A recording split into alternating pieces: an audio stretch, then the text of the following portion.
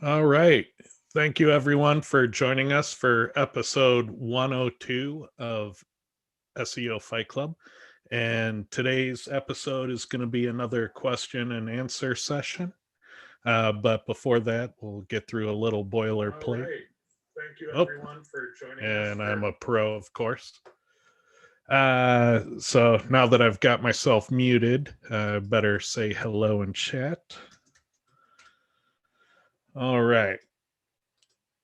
And so, Clint, what's new in SEO this week?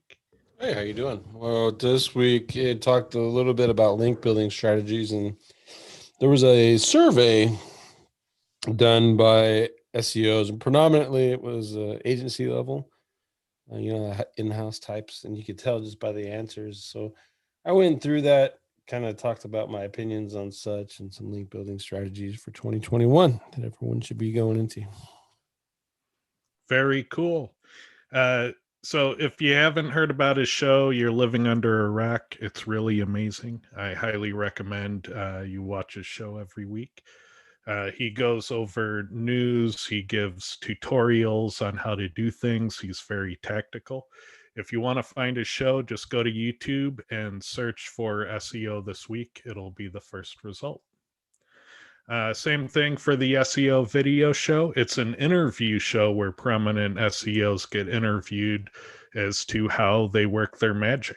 So if you want to learn about the personalities in your industry, then check this out. Just go to YouTube, search for the SEO video show. So, Lauren, what's coming up? Yeah, so we just released a new course on Core Web Vitals and Google Lighthouse. So that has been getting a lot of viewership. And then if you missed it in the IMG community last night, we had a really fun web copywriting AMA with Kevin Mang. And we also have coming up the SEO Pro Tip. And next week we have an AMA with you, Ted, as well as a Python course, kind of everything Python related for SEOs with Leo, who is the instructor of keyword research, the Genesis course. So much happening. I don't even know how to list it. Nice. And if you've been in the Facebook group and you've been wondering about the few spammy posts that have snuck past, we've got those people booted now. But I was out for a few days because of back problems. Kyle Roof is out for a few days because he's not feeling well, and our guard was down and they snuck past. So we're sorry about that. We'll try to do better in the future to keep the spam at bay. So to our Q&A. So I have a few questions from carryover from last week.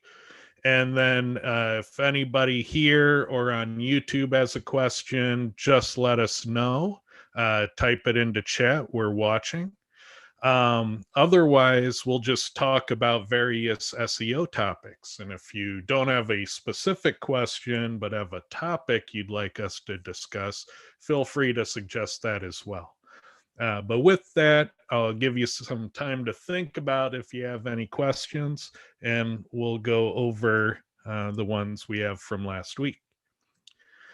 So one question that came in too late was how to tell decent update analysis from the total garbage. And this is really hard because there are so many blog posts, so many opinions about it. Is there a simple way to say, oh, maybe I should slow down and pay attention to this one?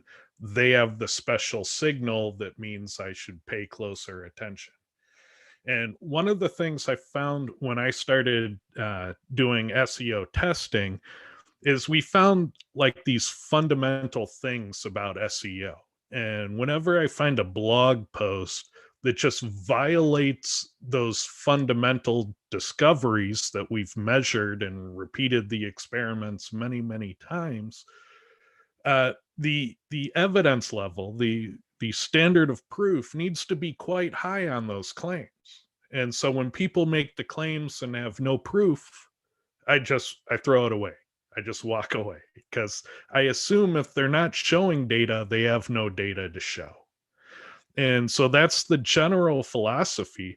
And I think it's why SEO testers can cut through the crap better than anybody out there. It's because they understand those fundamentals and they go, aha, your argument violates these three fundamentals. Therefore, we know you're not using data. And so that's an excellent way to like cut through the crap, is to prove things for yourself and don't trust people that violate the things that you have proven for yourself. I mean, that's an excellent system. But with updates specifically, there are two data points that if you want to have any credibility in your update analysis at all, you need to mention those two data points and explain why you think they're right each and every time. And if you don't do those two things in your update analysis, then people have a very good reason to be skeptical of it. And so I'm going to go into that right now. So here's the May core update, and its activity lasted almost 33 days. So there's kind of this baseline level at the beginning, and then at the end, it returned to something resembling baseline. But in the middle, there's a bunch of crap, a bunch of volatility, a lot of stuff happened. Now, this could be like, here's the main update, and we rolled back part of it, and we fixed another part of it, and then we turned it on for local as well, and then we did a couple more tweaks, and now we're done. There could be a lot packed into an update. It could be, multiple things. But, what Google considers multiple updates and what we consider multiple updates don't need to be the same thing. For all practical purposes, this May core update was 33 days long. Like, we didn't see the volatility from when they announced to when it finally went back to baseline. We had no rest. It was just chaos until it ended. So to us, this was one big update that may have touched on many areas. And the same thing with the January core update. We were chugging along at something resembling a baseline, and then boom, we had some big events, and it lasted 27 days. And so, again, these big events, they're bigger than most people understand. A lot of the time you'll see like the press and the announcements, it'll be 6 or 7 days after they say it's live, they'll say it's over. But no, it's not over. You go 6 or 7 days past the start, it's not even close to being over. And so if you're gonna analyze an update, you need a begin date and an end date. And so if your update analysis starts with, I think the update began on this date because of the announcements and the weather, and I think it ended on this date because the volatility died down, all of a sudden I am so interested in your analysis because I know you have some data and you can justify the start and end dates. When I listen to other YouTube streamers, SEO streamers, talk about updates, and they never give you when they think the update started and when it ended and why they think those dates are correct, I mean, I just cringe because the analysis could be complete garbage if you're taking, I think it started in the middle somewhere and ended somewhere else in the middle. I mean, that analysis is going to be very suspect. And if you have no dates at all, I shouldn't just assume that you got them right. So if you want a quick way of saying, no, I'm not going to dig too deep into this one, look for their start and end dates and find out if those make sense. And if those start and end dates make sense, then I'm really interested, because then it seems like they care about getting a snapshot of whatever it is they're looking at from before and comparing it to it how it is now. That's an interesting uh discussion, and if it looks like they have data, then that's fantastic. So I would look for start and end dates of the updates they're talking about, that they claim to know the mind of Google. They ought to at least know when it started, when it stopped. What do you think, Clint? You do a lot of analysis. Yeah, I'm with you there. I think I can kind of understand why a lot of them don't, just because it's a little bit harder to decipher out of all those other tools. And since you put this together in IMG, I think it makes it a little bit easier to meet that bar. It's kind of like no excuse to meet that bar at that point, because you publish these even free. So I don't know why they wouldn't use them. Yeah, and these are all public tools. Like if you think that SEM Rush, Rank Ranger, and Advanced Web Ranking, each do a decent job of telling the tale. Pick your favorite tool. Just use some data to justify why you think your dates are right, and at least that way we can go, oh well, I'm not the biggest fan of Rank Ranger, but on this particular event it works. So you can at least go and assess the evidence they're working with. So another question that came up is, did something happen to indexing lately? I see that indexing of new content takes at least 2 days. Well, if we go back, I've been having indexing woes throughout this whole time period.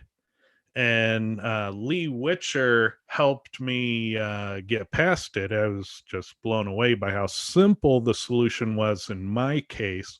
I just needed to bulk up the content. I added a few thousand extra words to it, which, a lot of people are going to go, wow, that's huge. And, depending upon what you're doing, if you're doing skyscraper content, that's just one more section. If it's a product category page, then that's ridiculous. It's inappropriate to do that. So it depends on the type of page. But in my case, adding word count and using an XML sitemap, specifically an XML sitemap in Google Search Console, got it to work within 24 hours. So I don't know if that is still the case today, because as you can see, things are still changing. What do you think, Clint, on indexing? Has it been weird for you? Yeah, I'm seeing roughly a week, and Google Search Console will tell me like right away within an hour that it's in the index. Um, and it's taken roughly a week to get in there, but I've been able to play with that a little bit by sending backlinks and the Search Console combination. I've seen them been working pretty well. But at the end of the day, I think you're just going to have to test different methods and see what's going on, and also define indexing versus ranking. So I know a lot of my pages are indexed, and I can even see them in the live SERPs, the URLs, but they're not ranking for the target keywords I expected. So check that out and see if that's what you're looking at.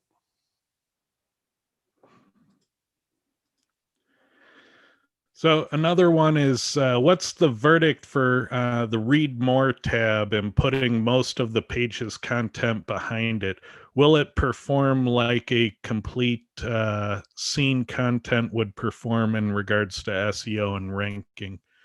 I think in general it will. I think it could change depending upon how strong of a ranking factor Core Web Vitals ultimately is or isn't. My guess is that Core Web Vitals is going to be pretty weak in terms of ranking boost. Um, and the reason why it may matter is because of the way they define things for like the largest contentful paint. And so that's going to be the largest block of content in the viewport of the screen in the highest Z index layer. And the crazy thing about that definition is that for most websites, especially on mobile devices, that's going to be your GDPR disclaimer. Those little pop-ups that say, "Do you realize we use cookies?" Those things are going to be the highest Z index layer, and so it's gonna be weird having that be a strong ranking factor. I think it's gonna be quirks like that, why it's probably gonna be weak. And so in general, I don't think you have much to worry about. Moreover, on mobile, that's the way it has to work. You can't put everything, or you have a 6 foot long scrolling experience on your mobile pages. So mobile pages are all about accordions and tabs and show and hide and all of those types of features. So if they punish it, they're really punishing mobile the most. And I don't think that's what they intend to do. What do you think, Clint? I'm of the philosophy that if it's in your code, it'll still perform for ranking. If you can see it in the DOM version of the code, then Google's going to see it too. And as long as it's there, you're okay. I would caution about doing like the read more and then running then a JavaScript runs and then it loads that up. That might not work as much, but you definitely have to play with that one. Yeah. The way you choose to implement it matters a lot. If you do it all with CSS, you're probably fine. If you're doing web services and Ajax calls, then you might be getting yourself into trouble. One question I hope to ask eventually is AI going to destroy blogging, saturate Google? No, I don't think AI is going to be the culprit there. I do think that Google is kind of at an end of life phase of their current technology, and they kind of need to innovate more in order to take things to a better place. And the reason I think that is because here, let me open up a browser and show.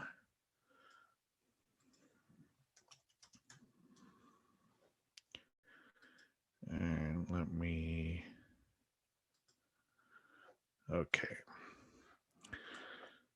So here I did a keyword search for Google, and Google says there's about 68 results. All right. And, Twitter's in there, blog.google, Wikipedia, about.google, Facebook, a couple domains. So it's not all just Google stuff. And then there's various Google properties, CNBC, some news about Google. Their parent company is in here. CNET, Yahoo Finance. So if we keep going all the way down here, it's showing me quite a bit. Let me put in pagination.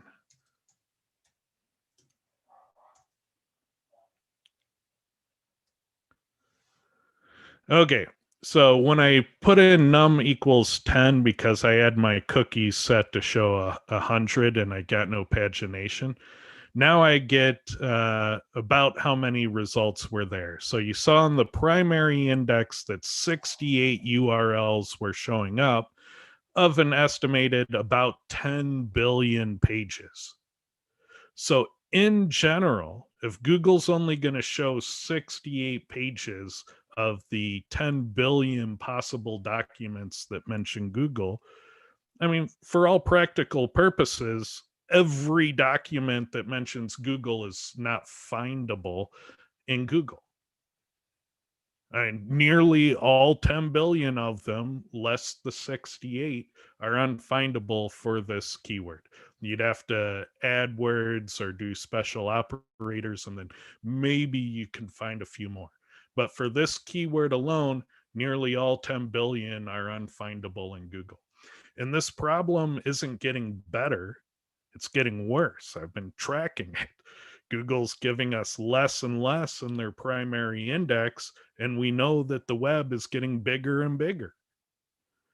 So at some point, people are going to say, hey, this Google technology can't find hardly anything.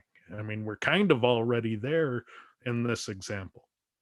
Now, the caveat is, the best 68 of the 10 billion are on top. Well, maybe that's true, but maybe it's not. Maybe it's just most things that mention Google are unfindable on Google. So I think the thing that's going to kill blogging in regards to search is just going to be the growth of the web and Google's ability to handle that scale, which personally I think they're having a very hard time with. What do you think, Clint? Yeah, I'm kind of in lines with you. I don't see AI killing it. And then I would think maybe more it would change it might get rid of the short form blog.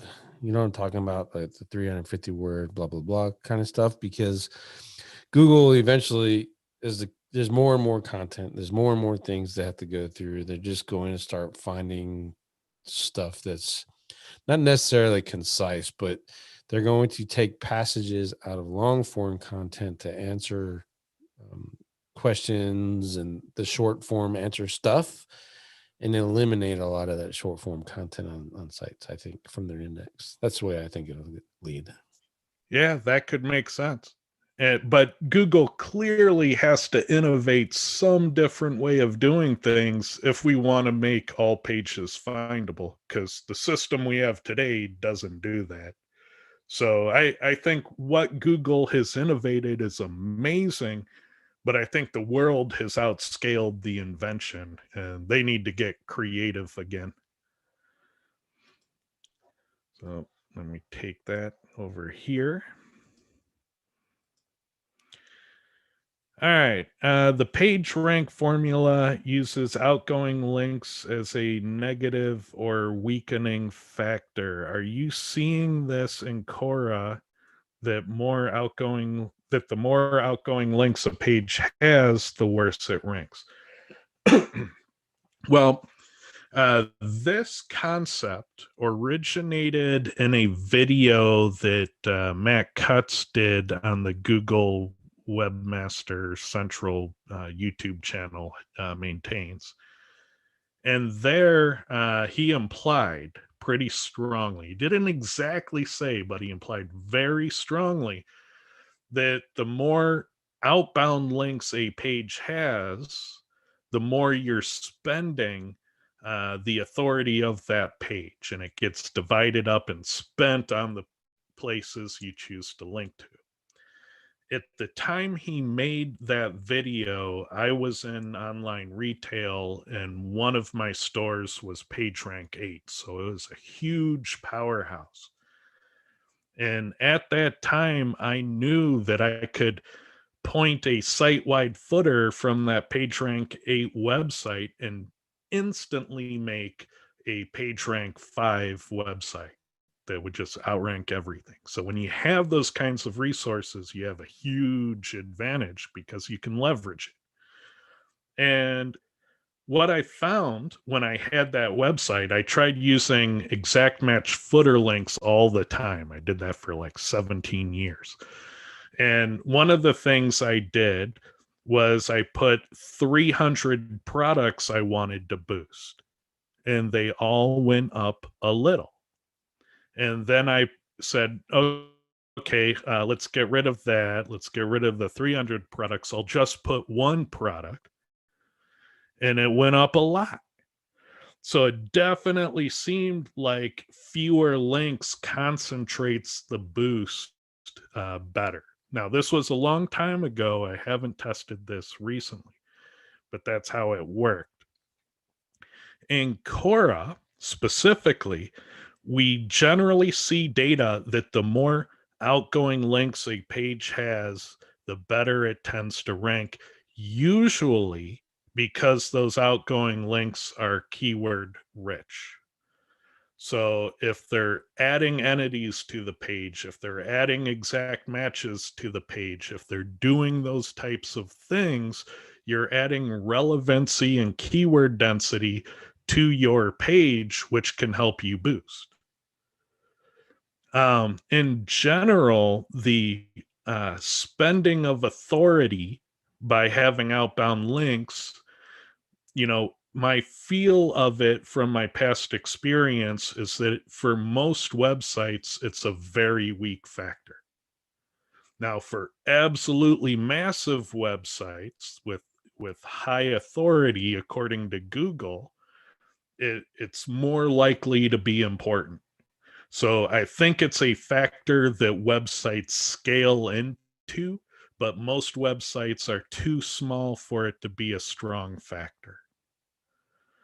And probably the effect you're going to see by having a lot of links on a page is going to be, if those links are keyword rich, they're going to help you rank a little bit in the lower page rank cohorts.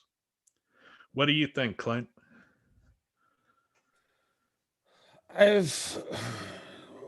We've done some testing where we put links from certain websites, and it resulted in a drop of the page when compared to the controls.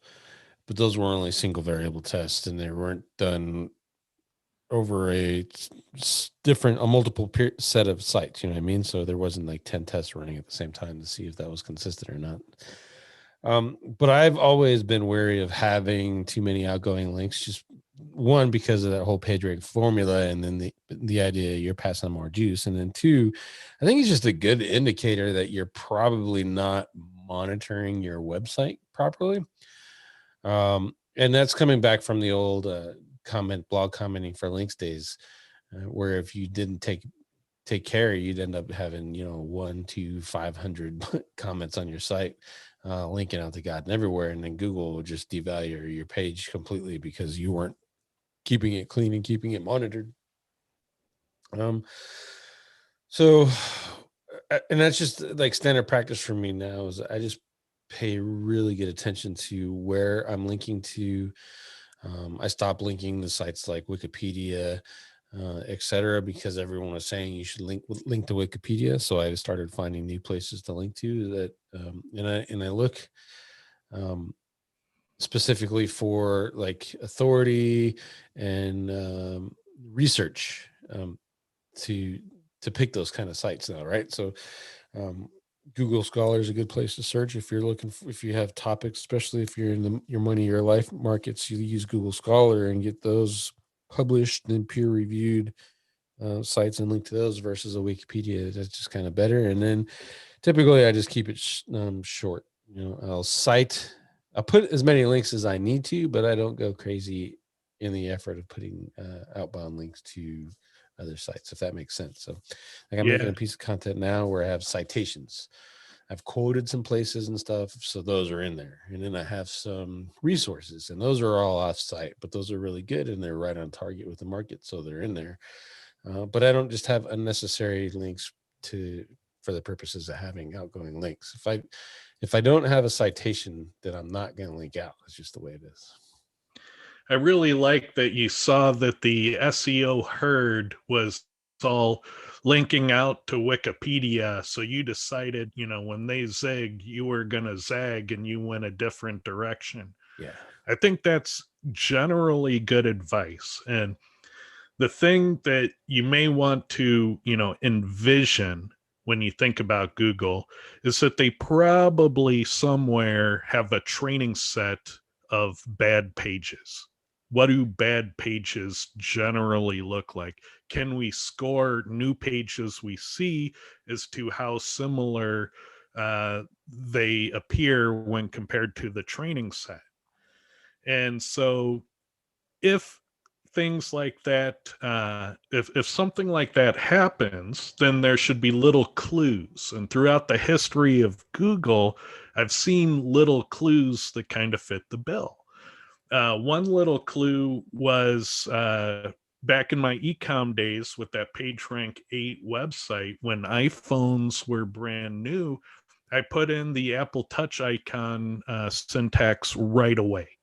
It's one of the first websites in our space to have it. And for about 6 weeks, we had a little SEO boost. It just a little bump up.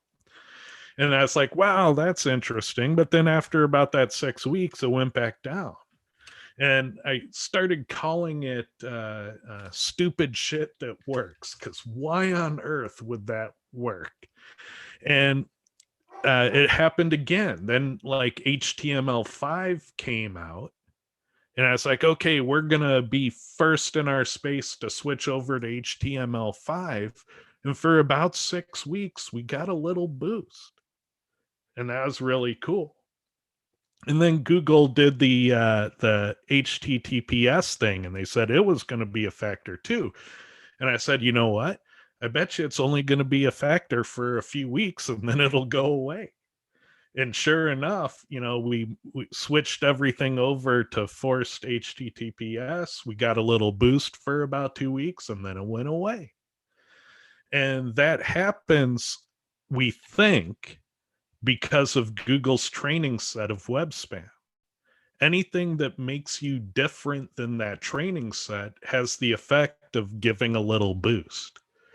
And so if you adopt new technologies, if you stay cutting edge, those things tend to help you be different than the web spam just a little bit. And over the scope of a whole website, that may make a little difference. And so I like that when Clint saw that everybody else was doing links to Wikipedia, he went to find something else. And that's right in line with what I do too.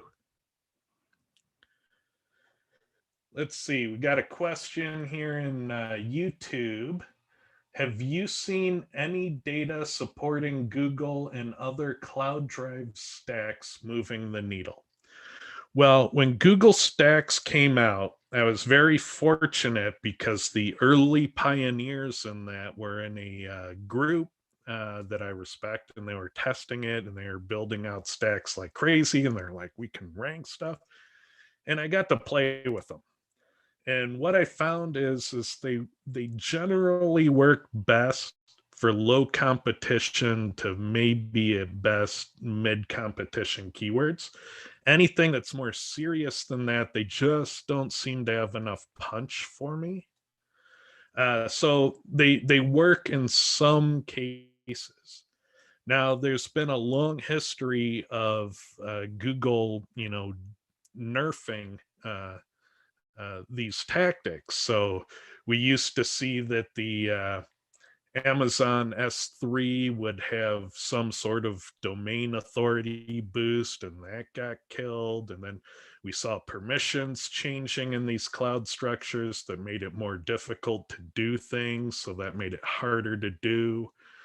And I believe the current state is that it still kind of works a little bit, but you really have to know how to do it to get it to work right. What's your understanding, Clint? We tested this. We tested those, and I've talked about this on SEO this week, probably like 6 months ago. And depending on how you're building them, they don't pass use. Google has removed the ability for those to pass use. So linking to them or linking from them, and none of it matters, depending on how you build them. Now, if you build them properly, and I'll make you guys do the research on this because I've already talked to this point once before, but if you build them properly and they're labeled properly, then they will pass use. But you have to know the difference, and you have to know the sellers if you're buying them. You have to know the sellers that know the difference, and you have to know how to switch this particular setting. That, again, I've already talked about this on SEO this week, like 6 months ago, and I'm not going to rehash it. There you go. So go check it out on SEO this week, about 6 months ago. So I think that's all the questions we have. So we'll give people one last minute or so to drop a question if they want. Otherwise, we'll probably call the show here. And I want to thank you guys for hanging out on the show again.